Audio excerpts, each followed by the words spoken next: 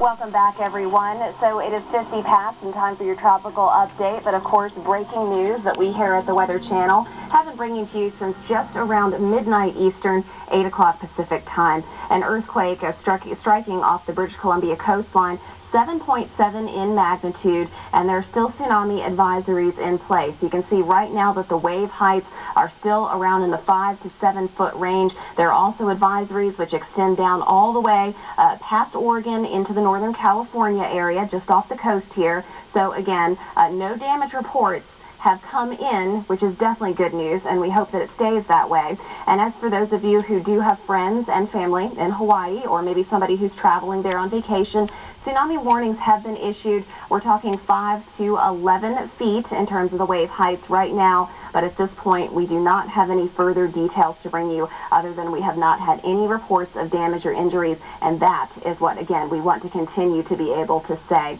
We'll continue to keep tabs on this particular situation. It is being closely monitored, of course, by the U.S. Geological Survey.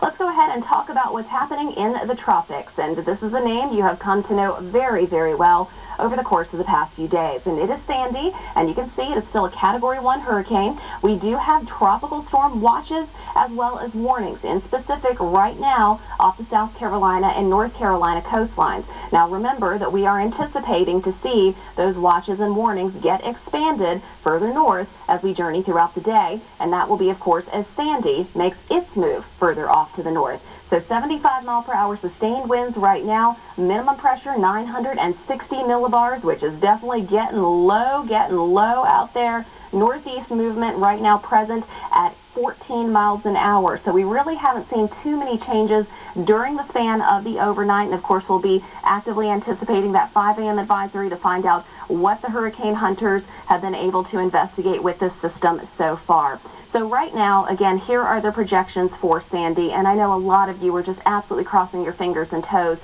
that the model projections originally a few days ago, which were taking the storm system out to sea, were going to hold true. But right now you can see that everything is in line.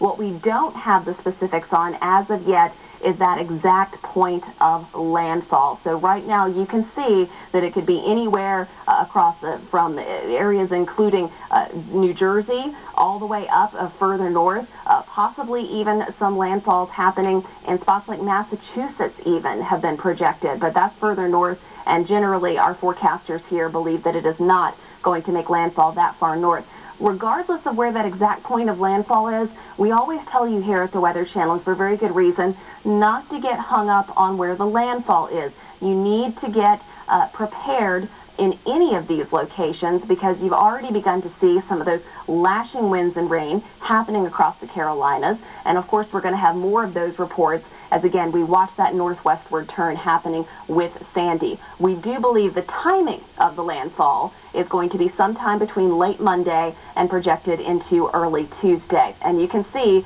that even once Sandy does make landfall, we are still going to see those impacts. We all just went through Isaac, again, back over the course of